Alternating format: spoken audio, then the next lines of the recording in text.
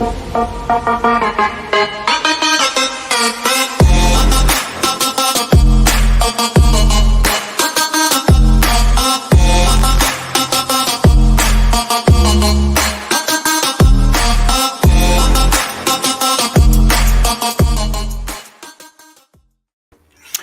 what's up, fans? This is J-Dub with another great episode of Clogging Up the Airways. Hey, I got my man here. This is a cool dude. He's a very famous dude. He's doing great in politics. His name is Jeff Pittman. Senator Jeff Pittman recently won his election in Kansas. We're going to bring him on. Without further ado, let's bring this awesome individual on. Jeff, what's up, buddy? Hey, JW, how you doing? Good, man. Good. Jeff, man, congratulations on the winning the Senate seat, man. That is super awesome.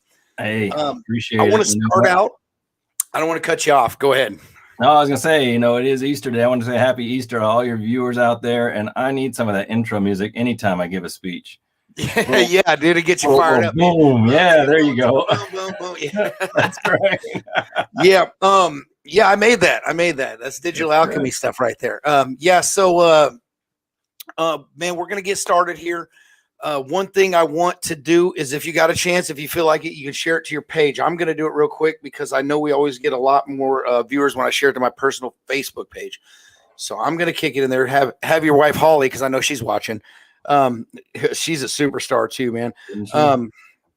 Let me all right. So before I even start doing that, so let's pretend you don't even have it to pretend, because it's a real thing, that I failed government class in high school, and I'm from Haiti or something. So explain to me and the audience your role in government, what the Senate does in general. Well, first off, thank you and welcome to our country. I'm sure it's a lot different. I love this guy. Which is funny, I'm going to tell you right out of the gate. I was on a call the other day. It was a live Zoom call with international officers here. I'm in Leavenworth, Fort Leavenworth area, and we have a bunch of international officers from all over the world: France, Ghana, Germany, you name it. And they come in, they participate in our war college, for a year. And it was there, it's part of a U.S. Army kind of initiative to bridge the gap. And we talked about politics. I talked to them about how do we do things? And they want to know about state government, elections, military in the elections, corruption, money in politics, all this stuff. And so, it's not that unusual, even for my constituents, not to know, what do I do? What do I do? So I'm over here in Kansas. I'm on the northeast edge of Kansas. I'm a state senator. And what I do, I was a state representative for 4 years. And then so that's where I met you. I met you and your awesome wife, Holly. You guys, we met. You guys helped us bring MMA and combat sports to Leavenworth and boxing for the first time in over 100 years. And man, we had that rain out. Oh, it's a tragic day. Oh yeah, tragic day. I remember going down there, and I just want to say that Jeff here and his wife, these guys didn't have to. They were not being paid. They in fact sponsored the show. We had a huge show down in Haymarket Square in Leavenworth. If you're from Leavenworth, you'll know that there's a little square that is kind of historic. It's not kind of historic. It's where the farm market's been for a long time. One night only, we changed the name to Haymaker Square. Oh my God. Yeah, it was one night only. So yeah, we got a big show. It was the biggest live event in I would dare to say Leavenworth, the history of Leavenworth. We had 2,200 people crammed downtown Leavenworth in the Haymarket Square.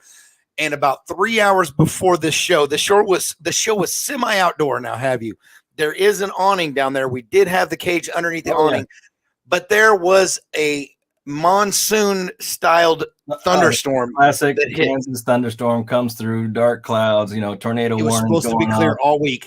All week it said 2 hours before the show, they changed the forecast, and all of a sudden I looked at my phone. I'm getting a severe thunderstorm warning. It was nuts. It was nuts, but it was good. It's good. It's like we're bringing this new venue, new opportunity for people to come to Leavenworth. And the vision was there, and you end up having a series of shows down inside next time. Yeah, we did all right, but that one was the biggest one I've done since or before. I've done 9 shows, and you and Holly stayed like there until 2 a.m. helping me, my buddy Jeff Cause. We all were down there. I was destroyed because I had been working for almost 20 hours straight, setting up, tearing down. We thought we thought we were smart enough to think that we could set up and tear down, set up because the farm market was there till noon. They pulled out early for us. Yep. And then we thought we could set up in 5 hours for the biggest show I've ever done before since. So anyway, it was super. You guys stayed and I was destroyed. Like I had chafing in there. It was horrible. Yeah. Because I was soaking wet all night. I don't want to hear about the chafing in there. Anyway, Jeff, continue this education. I'm sorry to interrupt you. So here I am. I'm from Leavenworth. My dad moved here when I was like 1. He's a colonel and he retired as a colonel here in the area. And I wasn't really into politics back when I was a kid. I went to Close Up, Kansas, learned a little bit about it. But I knew about it. And when I went off, did my business thing, came back to town, raised my family here, and we'd gone off the rails a little bit here in Kansas. And that's when I decided to get involved at the state level. And so as a state rep, what we do, there's 125 of us in the state of Kansas, and we go up. It's a session that lasts about 3-4 months at the beginning of the year. That's the way Kansas does it. And what we do, and then there's 40 senators, and that's what I'm now. And the senators represent about. Before we get going, I've got a question. Sure. Like, I don't know if I'm in high school yet. So this is new to me. I mean, there's 40 senators in Kansas. That's right. State senators. Is that correct? Yeah. Okay. Continue. Sorry. Now there's 2 U.S. senators and 4 U.S. Congress people. And they go off to Washington, D.C., and you hear about them much more often. They work and they do the national budget.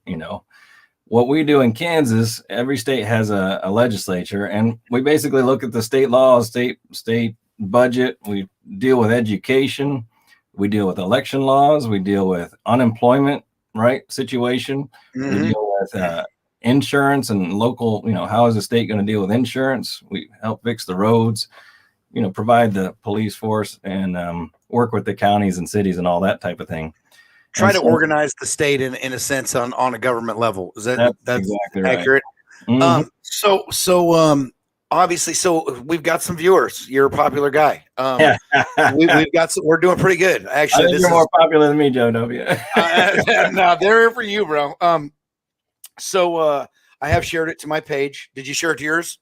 You don't have to. I'm seeing if Lily's going to do that. I asked her to. Are you digital? You can go to my page and share it from there. If you go to JW Kaiser, I'll give you a second here, and I'll keep talking. So, his wife Holly and him have these guys are always involved in something. I like the dinosaur, the Kittyland. If anybody from Leavenworth remembers Kittyland. You were around when I was around. Okay. So when I was a little kid, there was a little amusement park. It had, and I think the guy, I don't know what the whole story is of the guy, but he didn't make much money. He just ran it because he was a good guy. Right. Well, they've since built a bowling alley there. But the dinosaur stayed. They left the dinosaur. They did the dinosaur, and it was looking pretty raggedy. It was. So Jeff goes and he fixes the dinosaur up. Him and his wife. It was freaking awesome. I mean, anybody that can appreciate anything that's been for kids in a town. I don't want to say like Leavenworth because I am from Leavenworth too. I mean, I was born in Wyoming, but I lived my whole life in Leavenworth. I just know hundreds and hundreds of people. I call it home, hands down. When you got if anybody watched me fight in LA and they see where I was from. Leavenworth, Kansas. So, I've always called Leavenworth home, no matter where I fought. That's been my hometown. It's a unique place, It's a unique place. It has a lot of different types of people, a lot of different backgrounds, ethnic backgrounds, financial backgrounds. The dynamic there is very a diverse one for sure. Yep. And that dinosaur you mentioned, you know what? We put that Treadplex paint on there, lime green or dinosaur green, they call it. Yeah, dinosaur green. I went over there and looked at it the other day. We repainted the whole thing, and it looks like $1 million right now still. So yeah, it's still shining. But that was just, you know what? That was kind of a lark. We said, look, we want to do something for the community. We were doing a fundraiser, and we said, you know what? We're going to kick in and just basically donate the paint and some money to that. And we ended up spending out of our own pocket just to make it happen. But it was a great thing. You know, it's an icon here, and it was something. Man, I would have kicked in a second. I would have kicked in a second had I known. No, it is an icon. It is an icon, hands down. Like, I mean, just when I saw you guys posting pictures and whatnot, and I mean, like, it just, that was very cool. I just, from a guy that, he just hits the like button most of the time. I see you've got a huge fan base. Every time I look at your comments, man, you've got a bunch. So I'm just like, well, I'll just hit the like button. But just know, man, like, I'm going, that's my guy right there. You know what I mean? Like, here's the way I view it. It's like, I'm in it to basically represent our community, right? And our community has a lot of different things going on with it, and it's not all left, right, up, down, center, right? And it's got a lot going on. But I think if we're authentic with each other, and if I'm authentic with who I am with people, and I get involved with the different things that the community is engaged in, whether it be that unity in the community movement, whether it be the Jermaine's awesome. He's supposed to, Jermaine, if you're watching, man, hey, bro. Hey, he's going to be up next, right? No, he's been putting me off. Hey, man, Jeff made time. Jermaine, you better make time, bro. That's right. He's got an amazing story, too, of attention and of involvement. But that's the thing is, it's when we get involved with our community, then we can take that and represent the community, where I think that a lot of people are disappointed in politicians that stay off in the, off a hand's length away, and you only see them once every 2-4 years.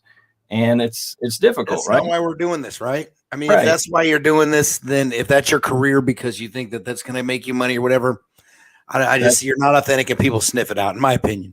That's not why I'm telling you, it's just to represent our area, represent and give a voice to, the folks that want to move our area forward, basically make it thrive, make it progress, give progress to, and look out for all the people that are out here working and having a hard time making ends meet. I mean, you clean your house, you keep your house clean. You like to live in a clean house. I mean, that's kind of the way it is in the community. If you don't look at the community in the same sense, help clean it up, make sure it's not going to be fun to live in. Right. Everybody's got to put in a little bit of effort. It's like my kids, I walk around cleaning up after them all weekend long, and it drives me nuts. And I'm like, you guys don't, you guys want to live in a filthy house, and they're, oh, I don't care, Dad. You're just mean. And anyway, you can't be like my kids. Don't be like my kids. Don't be like his kids. They're angry at me now. So, just so the viewers, like, we're going to get into a few serious questions. One is going to be unemployment, but I did want to bring up also the whole thing that you and Holly helped me do. We did the movie in the park. The second one got canceled due to weather. But the first one we did was freaking awesome. And I want to do that again. I've still got the projector. I've still got the big screen, the outdoor screen. And I want to do that again this summer. Yeah. It gives kids an opportunity, something to go do. It's fun. Oh, we had a blast. We had a blast. We showed The Incredibles, and like people bring blankets out, and we had a bouncy house. Oh, it was a blast. It was a blast. Yeah. The VFW helped out on that a bunch too. Remember those guys? Don't forget those guys. Right. Speaking of the VFW, let me just talk. Let me put in a plug real quick. One thing I'm real proud of is, my dad's a veteran, 2 times in Vietnam. My father-in-law 4 times in Vietnam. It runs through the veins of this community. And one of the things that, as I was doing my rep job, the first 2 years, people were talking about it, and I started sniffing around. I said, well, what is this thing? People are talking about wanting a new veterans home. And what we have is we have 2 veterans homes in the state of Kansas, one in Winfield, one in Fort Dodge. And, but the major concentration of veterans is up here on the northeast side of Kansas, not down in the south. Just quick, to cut you off, I'll let you get right back in there. So explain what a veterans home is. Okay. Cause we've got the VA here. Can you be a little more descriptive? Yeah. So the VA is more like a hospital now. When it first came here, it was more like an old veterans home where the older veterans could kind of sit and retire and live out their life. But it's not like that anymore. It's got a domiciliary, which is kind of a rehab unit for national soldiers to come in for a while. It's got a short-term residence place, and it's got a hospital in there, and a few apartments that have been remodeled that are rented out. But it's not necessarily like you think of an elderly home, a long-term care home. That's what we're talking about here. Something for the veterans. So that's the difference in what you're describing as a veterans home versus the VA itself. That's correct. It's a place for them to live out, their life at. And because our veterans, like, we do, like, they not only do I feel like my dad was a veteran, my grandpa was a veteran of World War II. Our soldiers, man, they endure a lot of mental health issues, following trauma, PTSD, all that stuff is very difficult when you have to endure the horrors of war. Oh yeah, and you're putting yourself out there when you sign up. I mean, absolutely. I mean, you're volunteering for whatever, but you're signing up for it, and you're making that sacrifice. You're doing that service for our country. Amen. And quite honestly, the states around us, one has 7, other has 7, the other one has 4, another one has 5, like Colorado, Nebraska, Missouri, Oklahoma, 2. Okay. And so when we don't have anything up here. So this is a big deal. This is a big deal. And the federal VA will pay for 65% of the cost. If we only up 35%, they'll do it. And what we got to get on that list that says, hey, can you evaluate us? We want a new home. And that's what we did this year. So we're on the list now. Oh, well, we will be. It's a procedure that takes these steps, and this is another one. And then said, look, we got this thing going on. We had a bill going on that would direct us to get on the list. I said, Governor, would you please just authorize it? Let's go ahead and get this thing moving. And she did. She put an executive order out about a month and a half ago. And then just this week, we passed out of the Senate a bill that will help authorize the funding if it comes through. It's just a big deal. It's something that's it is a big deal, dude. It goes across the branches of the government, Senate, House, the governor. We're all. Have you gotten a lot of opposition on this? Have you gotten, not to single anybody out, but are you getting opposition on this? Opposition? No. People are wanting to say we want it in our community. Maybe blame it on something like, I don't know, financial stuff or something like that. I don't know. A little bit of that. In the House, they cut the amount of money that they wanted to spend on it by about a third, which was disappointing to me. We were estimating an 80-person bed with a pod system so that people would kind of have their own living structure, and they cut it down arbitrarily, which was a little disappointing. Yeah. But I wouldn't say the opposition was in the Brownback era. We just didn't have the funds to even think about doing something like this. But after we fixed the budget over the last 2-3 years, we now have a little bit of flexibility to do things like this, which is great. That is great. And it's kind of like MMA. You use people's strengths against them and for yourself, right? Yeah. Sometimes you do political judo, and you're pushing hard. You're going in, you're punching, and then they come at you, and you kind of move them to the left, right? And you kind of redirect them in the direction you want to go. I like it. So, while there are some people that maybe aren't aligned with me politically, it's about motivating them to work on their own self-interest towards your goal. And that's kind of what I've been doing here, is trying to get everybody involved, and whether they know it or not, they're moving in the direction I want them to go. Don't give away your secrets. Oh man, I just did. I feel like I'm rolling with my coach right now, and he's baiting me in to go for this move or something. He's leaving an arm out there, so I'll go for it, so he can reverse my ass on it, and I can tap out. That's Zach Cummings. Hey, shout out to him. Hey, if anybody's got any questions too, viewers, I see we've got between you, we're rolling pretty good. I'm not going to say the number, but we're doing pretty good. All right. So we've got some viewers on here. No questions so far. So if you got questions for Jeff, shoot them on the comments, and I'll shoot them at him. I want to say one thing too, that I've had some issues with unemployment. I'm a regular guy. I know, like, you look at the background of my awesome house, and you see these cool things hanging, and you see me doing a podcast, and you see me doing these we're starting businesses in Apex. Well, I say you go a little above the regular guy when you start talking about starting businesses. Okay, so I'm still a regular guy, hands down. I'm not I still rely on a fairly weekly paycheck. Okay. I live week to week. I'm not like anybody else in that matter. Depending upon, my life, the lifestyle that I've kind of gotten used to living, it's pretty close to normal, man. Okay. So that being said, I do rely a little bit on, I had to go to unemployment last year. COVID was hard, especially on the entertainment industry, and I absolutely make a living on the entertainment industry. Absolutely. I was absolutely struggling. I'm not going to go too much into my personal life on this, but I can tell you that I needed help, hands down. Unemployment was not there for me. They still are kind of beating around the bush about things, not beating around the bush. It's not a thing I think they're doing on purpose. Right. I think it's a system that has been put into place, and it doesn't have the resources that it requires to keep up with the workload that is being put on top of it. That being said, I'm not angry. I'm not upset or anything like that, but I have paid into a system my entire life. And I understand some people will try to nitpick my words, and they'll say, oh, well, you don't pay into the system. It's your employer. Well, actually, I get it. Okay. I pay taxes my entire life. Yep. I've lived a life of where I've paid taxes my entire life. I've paid state tax. I paid a national tax, or a federal tax. Sorry, federal, state. I paid both of them all my life. Always kept up.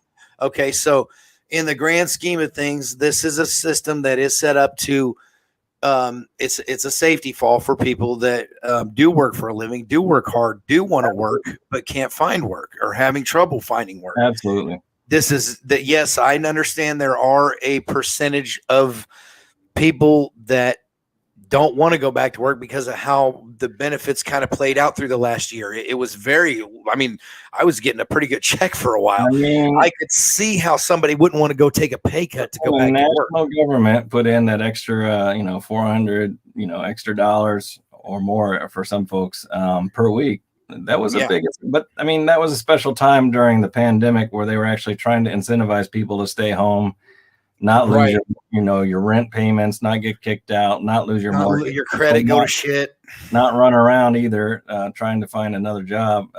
And so there was a motivation there. It was a lot though, and you're right. It was a motivator for some folks to go out and find another job. I get it. Well, and that's it right there. They extended it a few times, and I mean, like, I'll be honest, I exhausted mine. I would have exhausted mine, late last year. Yep. But anyway. But then the people who that you indicate a great point, and let me tell you, you're not the only one. No, I'm not, and this isn't the only state either. So let's just be clear on all that, guys. Across the country, it's happening. We had a system here in Kansas. I don't know how broad your audience is here, but we had a system of unemployment that was about 40 years old. It was on a mainframe, which is old technology written in COBOL. Ooh, doggy. Yeah. And we had an upgrade project maybe back in 2010 to get it up to speed with new technology, but then that was canned during the prior administration. They basically said, no, we're not going to. Because unemployment has not been necessarily a priority. The system works really well for processing a payment. The old system does. It comes in a very known way, it spits it out, you're good to go. It wasn't like a lot of things were changing. But the minute the pandemic hit, we had a new PUA, we had PEUC, we had a number of different programs. So that's what I applied for, the PUA. Exactly. Not to cut you off, Jeffrey. Go ahead. Here's this mainframe kicking along and says, what the heck is this new thing coming through? We don't know anything about that.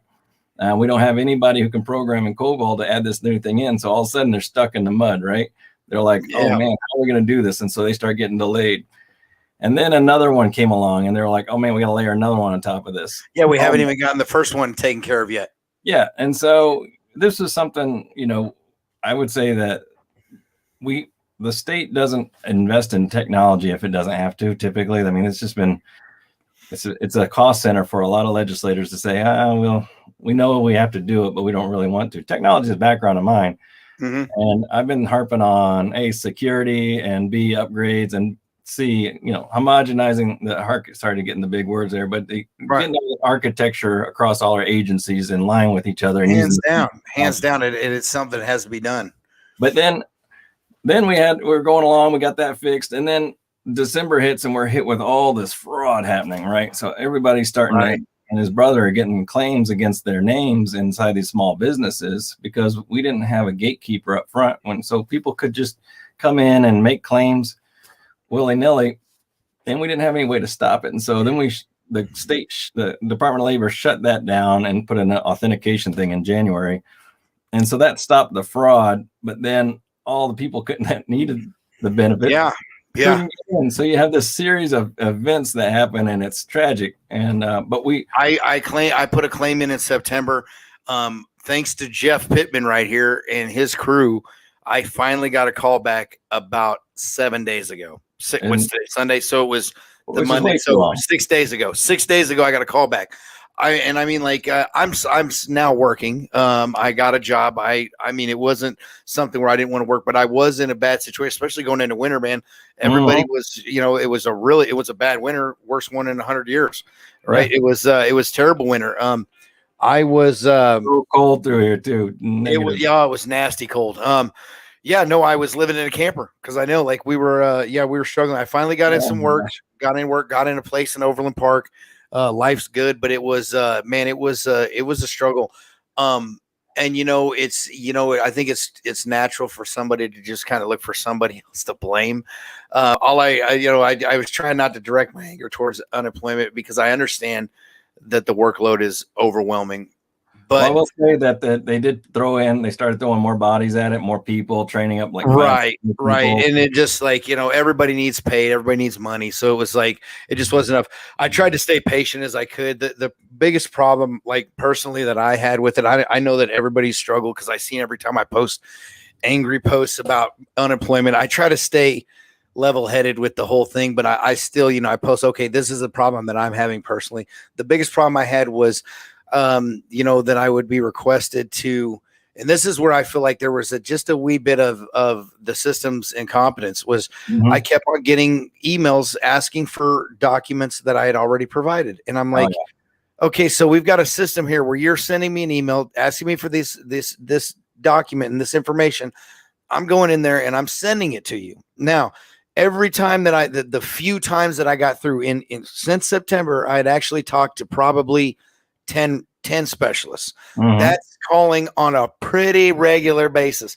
I knew that if I didn't call at 7:59 and 59 seconds, I wasn't going to get through. And it worked for a while. I could get through occasionally when I would do that. But then it got to the point where that didn't even work. They were busy already because they put this long message in that basically said, look, if you're looking for PUAs, if you're looking for these different programs that we got going, we're working on it. They put this right in the beginning of it. So the guys with quick phones and were hit, they couldn't get through fast enough. So anyway, so that was my personal problem with it that I had, and I'm still having. That's one of the things I took back to the Department of Labor and the governor. I said, look, and this is about 6 weeks ago. I had a little heart to heart. And I said, look, some of it's not even that we need the money out. We know the system is having a hard time, but it's a touch point back to my constituents that we really need. I mean, it's just knowing that somebody's working on it and having the trust that it's actually happening. And that's all we need. Hey, that would have done it right. All I needed was to talk to somebody or just get an email saying we apologize for the delay. It's the same thing I was talking about with being worked on. Authentic and being there. It's about a system that's not becomes less of a bureaucracy, and that these are people helping people out there. And I think that most of the guys like myself that actually, it's not a fraud thing where they're actually asking for what they've worked for, and they, it's not I feel like I'm a pretty level-headed guy, and I don't expect that the government. I've never had my kids on welfare, and I'm not saying that's anything against anybody that does. You need help, get it. Okay, there's programs out there to get help. That's what they're for. I've just been an independent guy. I've always been able to, take care of myself, take care of my children. This is something that I've always prided myself on. But at the same time, you know what? It's a matter of guys like me wanting to, just tell us that, like you said, just an email saying, you know what, we've got your claim. We have millions of different claims going on. We're trying to keep from getting ripped off. We got it. We're working on it. That would have shut me up. That would have shut me up hands down. But there was this wall, and there still is. Like, I still don't like. The only reason I got a call back was because of you, bro. Like, I mean, hands down, man. I still wouldn't know shit. Like, I actually did get a partial payment. I did get a partial back payment. I give this man credit where it's due. I feel like, had you not, like, I sent the same time that I talked to you, you said you emailed the PUA help desk, and I started my own chat with them as well. It wasn't a fucking chat. It was just my shit going to them. Cause I sent an email also to PUA help desk. The same, like right around about the same time you and Holly said that you had forwarded my information. I have still not heard back from that at all, but I have gotten a call from the ones that you guys started up for me. So hands down, this guy's doing what he can. We'll call on Monday and Tuesday, make sure that it's going to keep on happening. Not that I don't like talking about unemployment, but let's change the subject. Yeah, let's move on. Let's move on. No, I want everybody to know that, like, it's a problem. This is a problem with the state, man. And I just like to, I think everybody's glad to hear. We still don't have any comments, so you're doing pretty good for a politician. But it's a tough thing. I mean, what a year to come through in the last year and a year and a half. My whole election was during COVID, and during the pandemic. Crazy. And reaching out during the folk and finding a way to interact with these different people, my new constituents, that was tough, man. And as we come out of it, there's emotions, schools and everything else, workplace. It's just a lot going on right now that people are stressed about what the future holds, about how it's going to come out. People are divided. I mean, we're a very divided culture right now. I think we always have been, but I know exactly. I mean, let's like with social media and some of the different communication, the avenues of communication that are available now that weren't when we were kids. I think that, like, you get this huge team-based ideology type thing where it's like, you've got to believe this way. And even if you're thinking like maybe some of this stuff doesn't make sense, but a lot of it does. You know what? Griffin says, I need a haircut. Now, this guy here, you remember Griff, right? Griffin's great. Griffin's a good guy. He helped out with all the shows. He's in college somewhere in Western Kansas. I can't remember. Great audio video guy, man. Yeah, but he is. He is a great audio video guy. We'll get it. What are you talking about? Your haircut? Yeah, man, I just got it, bro. I had family pictures yesterday. What's Harry Griffin? What's he talking about? I know. Look at this guy. Listen to this boner. The man had a full-grown man's beard when he was a 16-year-old kid, man. I was like, how old are you? He's like, 24 or 16. I was like, what? Anyway, yeah, no, you're right. And I think that the team-based ideology, man, is it's worse now than it's ever been. And it's problematic. The whole social media platform can be used and it can be abused. I love it because we get a lot more instant communication. People can see more about what's going on, but then it can also, like you're saying, it can be abused. And it's a challenge, man. It's a challenge for all of us, a challenge for you and me as we're out there. But try and stay positive. Try and make sure that it stays focused on me and not my family. When things go down. That's it. And I don't. We'll see how it goes. I mean, I know. Like, so we'll stay out of the whole left right thing. Yep. But I know even left or right, no matter what side you choose or what side you're on, you get a lot of slack. And I think that would be one thing that it would be something that I would have a hard time dealing with if I was a politician, because of the attacks on the family, dude. You're out in the ring, you get some jabs, right? And you just learn how to use the deflection technique. You take a few hits and you just keep moving forward, man. I mean, you just learn some techniques. You try and stay with your integrity and with the community and see how it goes. I love it. That's a good Hey, I got to talk back to your MMA, man.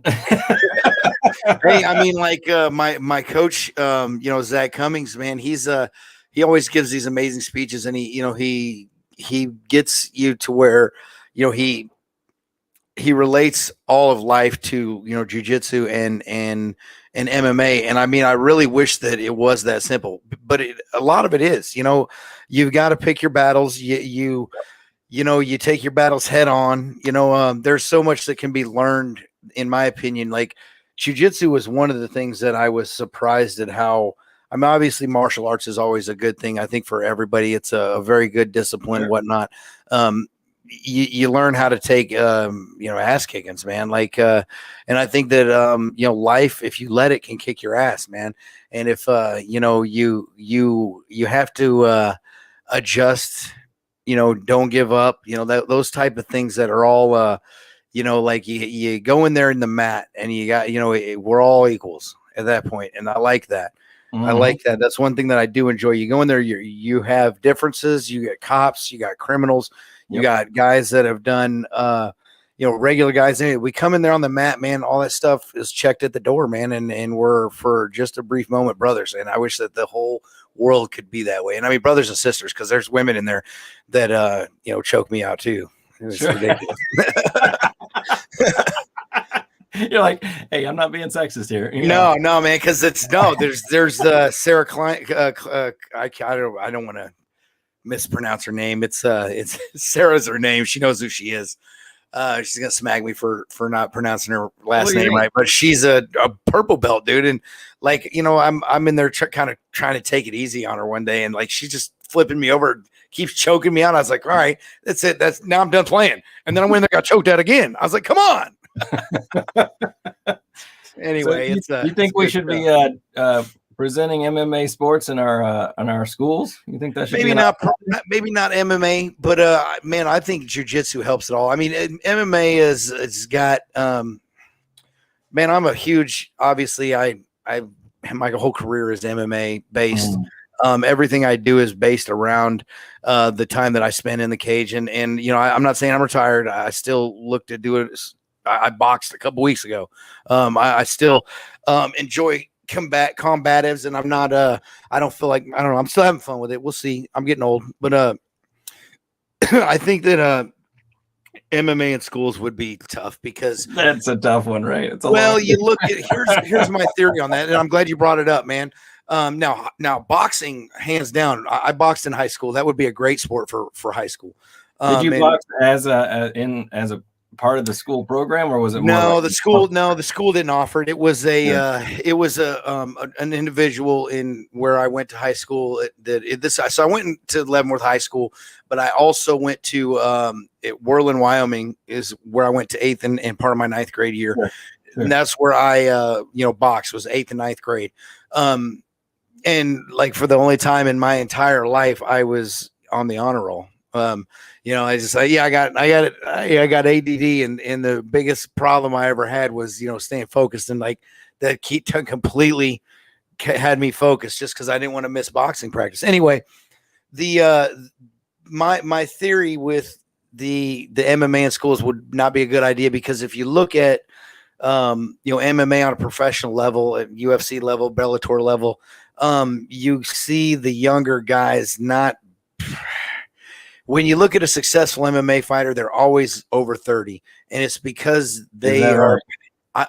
I mean, look it up, man. Like it's don't get me wrong. There's exceptions to this rule, but it is like the guys when they're legend. GSP. Some of the best fighters in the world. Anderson Silva. All went through their heyday of 16. Anderson Silva, 16 straight title defenses and wins over the course of their early 30s, between 30 and 35. I think there's a maturity level in there that when you're 20, man, like I fight for different reasons. Obviously I'm 43 now. So it's, sure. If it's about testosterone, man, I got something going on, but it's definitely changed. It's more of an art. And I started feeling that way in my early 30s. Like, okay, I'm in this because it's it's something this is the art of the sport itself. Okay. In my 20s, man, I just wanted to knock motherfuckers out, and I'll just tell you straight up, like I wanted to break people's jaws. I wanted to just, it was a brutal thing that I wanted to get out there, and I didn't want to necessarily, I'm not a violent guy, but like when you're in your 20s and you say that right after you say, I wanted to knock. We're talking about when I was 28 years old. All right, when I was 28 years old, I wouldn't say I was violent, but yeah, I wanted to. I was hitting with bad intentions back then. Yeah. I mean, like, yeah, I mean, you don't have to be angry or violent to fight, but you got to be mean. And that's a quote from my buddy Austin Ford and my coach in Bellator.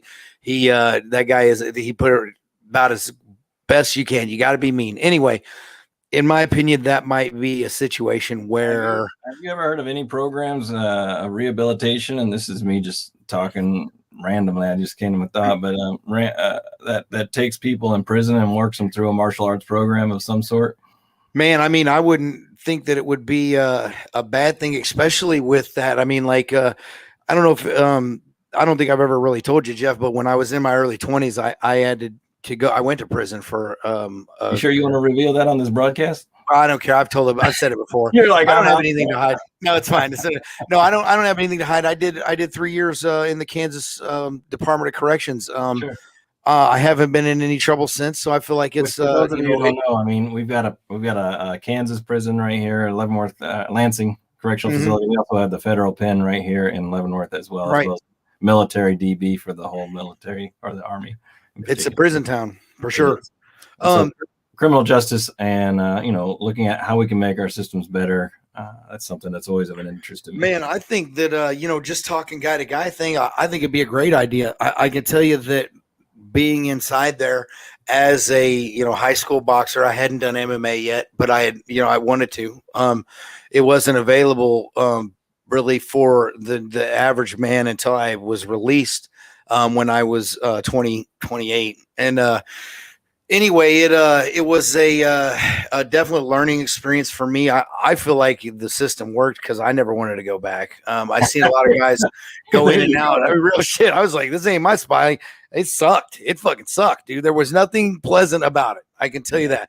It sounds counterintuitive to teach inmates, things about martial arts, right? Counterintuitive, but when they're going to fight no matter what. When you have rage, and the art itself can teach you how to bottle it, harness it, direct it, just direct. Exactly. That's actually a better word. Direct it. Direct it is it. It's a. I feel like bottled rage blows up. So that is real. That's real. If you that's the problem. Yeah, I mean, and like there's absolutely, in my opinion, it would be a great thing. Jiu-jitsu especially, man, because like if there's one thing, man, there's always the chopping level. You want to call it the chopping level, but the belt levels, dude, like I mean, it doesn't matter how, even the smaller guys, they're gonna handle you, bro. Like if they've got a higher belt, they're going to let you work against yourself. You're going to wear yourself out, especially the younger guys that get in there and they really got a chip on their shoulder. There was a lot of those, and like they don't get checked. I mean, they need to get in there in a situation where it isn't when the guards aren't looking, or a corner of the place where there's no cameras, where they go in there and then they fight and somebody gets seriously injured. You go in there, you got a mat, you've got a ranking system with the belts, and then you go in there, even if you got a problem with a guy, you get in there, man, it's gonna if MMA and jiu-jitsu or anything, man, they're the truth. And no matter how tough you think you are, the truth is gonna come out on the mat. And the best thing about it is like I said, like I roll with police officers, I roll with politicians. There's like guys that come into the gym. Zach's gym's huge, man. We get all walks of life in there, and it's a matter of as soon as you get on that mat, dude, it's all that whatever you are on the street doesn't matter. We're all brothers at this point. We're here to teach each other. We're here to learn, and then you develop a respect, and it's not even talked about. Like you're not even like there's etiquette. in the gym, and that's one thing that you have to be taught. You have to understand that there's etiquette. You don't celebrate when you choke someone out. There's just etiquette in there, and like everybody will check you on it. Hey man, don't do that, bro. That's there. Hey, he's trying just as hard as you are. He's working. Look at him sweating. Like, I mean, this dude, maybe he's not as big of an athlete as you are. Yeah, that's the type of respect you get, and I think that'd be in the penitentiary as well. Mutual respect, right? And yeah, hands down. If you take that up to the floor on the Senate, let's say, or the House, kind of redirect the conversation back to that environment. Yeah. It's about making sure that you demand the respect, but you give the respect, and everybody plays by those rules. And it's a lot easier to respect those who have maybe a violently different viewpoint. Yeah, but we're not gonna, the good ones, the ones that you really respect, we're not gonna attack each other. We might attack the ideas, kind of like the fight. You're going to fight the move. But you're not trying to eliminate your opponent and squish them into nothingness. You're trying to, build. We're trying to build ideas that we can work together. And I think like a debate where you guys can verbally talk about it. And I political debates never really. You're not changing anybody's mind, but it's a good way to get your point across. But you know what? We've got to talk about ideas, and we've got to think through. Absolutely. And without that mutual respect, we're just gonna stomp on each other, and it doesn't go anywhere. It doesn't do anything if it's just a matter of firing back at each other. It's a matter of making it so we can work, and part of that, I think, is some of the key is what you're talking about inside that gym. In order for you both to build up to reach your individual potential, you got to have that mutual respect, right? I agree 100%. And I mean that almost like it kind of filters into every aspect of life. If you can use that type of mentality in politics, if you can use that type of mentality when you go to work every day, you're going to meet guys you don't like, man. There's assholes in every line of work. You're going to meet, there's Sharons everywhere. This is a good way to deal with Sharons and assholes. Like, in my opinion, man, it's a great conversation. We are getting up to the 45-minute mark, Jeff. All right. So I'll get yelled at by my sponsors if I let these go too long. So, man, so I'm going to give you a chance to get some shout outs. Anything you want to get off your chest? I'm going to give you. Tell you this: if you want to follow me, Pittman, Pittman 06, Facebook. Make sure you look me up. My email is jeff@vote Pittman Pittman.com. I'm always open to conversation, ideas, feedback, that type of thing. I want to give a big shout out to my wife, of course, who's my partner in life and partner in this adventure we got going on right now. She's a superstar in the community. She's big on a lot of boards. She's got such a big heart. And of course, shout out to my kids who tolerate what we go through and often get drugged through unintentionally through different things. And so they all. Yeah.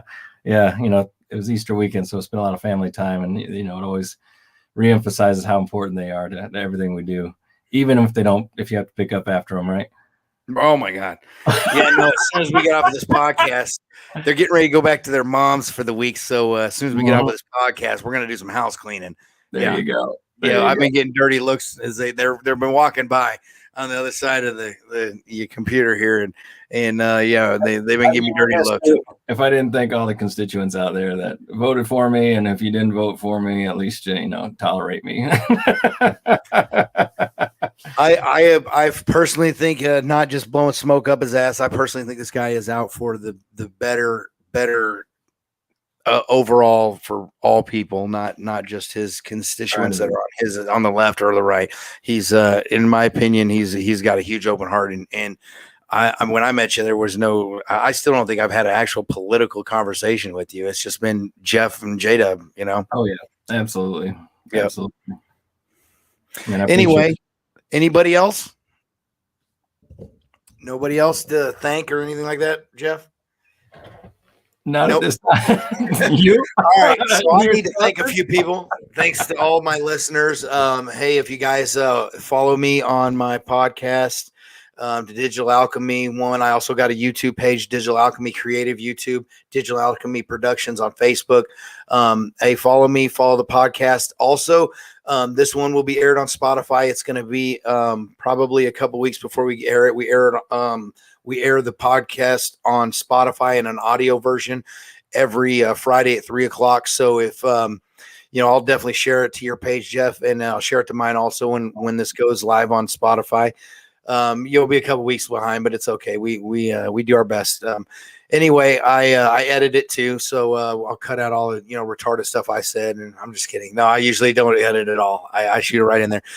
Anyway, guys, hey, follow me on Spotify. That's where I lack iTunes also. iTunes and Spotify. Get on there and subscribe to the podcast. It's called Clogging Up the Airways. Just look up Clogging Up the Airways on Spotify, and you can follow me. Without further ado, guys, I guess that's the beginning of the show. So thank you, Jeff, for coming on. Absolutely. Thanks for the good conversation, man. We'll see you next time. Yep. Look forward to it. All right, brother. All right, guys, that was Jeff, my man Pittman, Senator. Great guy. I can't say enough about him. You guys make sure you follow that guy, support him, all that stuff.